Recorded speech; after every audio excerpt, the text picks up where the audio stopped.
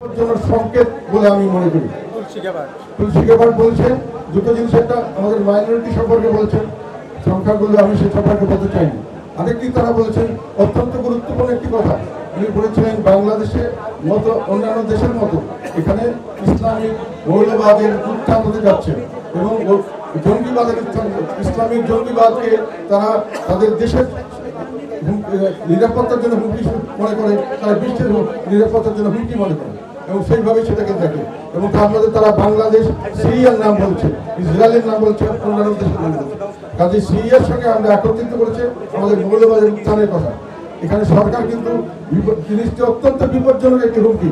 এটা হুমকিটার অর্থ হলো আমাদের দেশের সমস্ত, আমাদের দেশের, আমি বাণিজ্যমন্ত্রী হিসেবে বলতে চাই, এইটা আমেরিকা যদি এটাতে কোনো অ্যাকশনে যায় বাংলাদেশের জন্য চরম বিপর্যয় হতে পারে।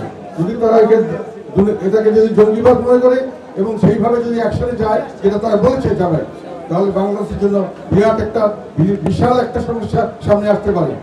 আপনাদেরকে আমি সতর্ক করে দিতে চাই যে এটা অত্যন্ত কোনো সোজাভাবে না, উচিত হবে না।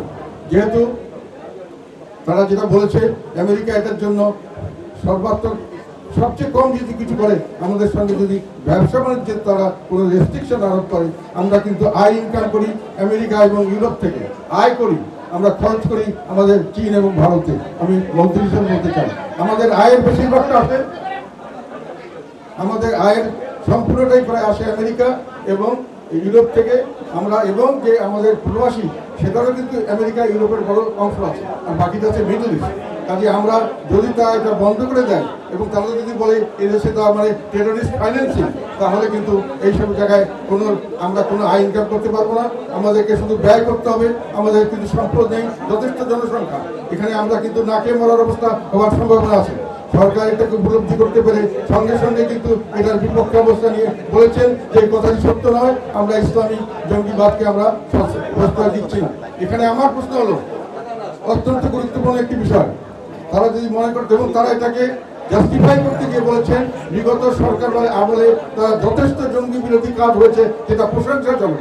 জঙ্গি ইসলামী উত্থানের বিপক্ষে তারা বর্তমানে হাসিনা সরকার ভালো কাজ করেছেন বলে তারা সরকার থেকে স্বীকৃতি দেওয়া হয়েছে। এখানে আমার প্রশ্ন হলো হাসিনা সরকার যদি ভালো কাজ করে থাকেন জঙ্গি বিরোধীতে, তাহলে ফ্যাসিস্ট তারা তো জঙ্গিরা তো তার বিপক্ষে, তার মানে ফ্যাসিস্টের বিপক্ষে হলেই তারা দেশপ্রেমিক হিসেবে তারা যে মার্ক করছেন, তার মানে তারা কি তারা হয় তারা এই জঙ্গিবাদকে তারা দেশপ্রেমিক বলছে, যারা জঙ্গিবাদী লোক তাদেরকে তারা দেশপ্রেমিক হিসেবে চিহ্নিত করছে। আর তারা যদি মনে করে যে না আমরা জঙ্গিবাদকে নয়, তাহলে ফ্যাসিস্টদের বিরোধী লোকও জনগণের শত্রু হতে পারে, সেটা তাদের মেনে নিতে হবে। তারাও দেশপ্রেমিক না হতে পারে, সেটা তাদের মেনে নিতে হবে। আর অথবা আরেকটা জিনিস তারা বলেছেন যে ভালো কাজ যদি করে থাকে, তাহলে ফ্যাসিস্টের আমলে যদি ভালো কাজ হয়ে থাকে, তাহলে যারা করেছেন তারা ফ্যাসিস্টের সঙ্গে হওয়া সত্ত্বেও তারা ভালো কাজ করেছেন।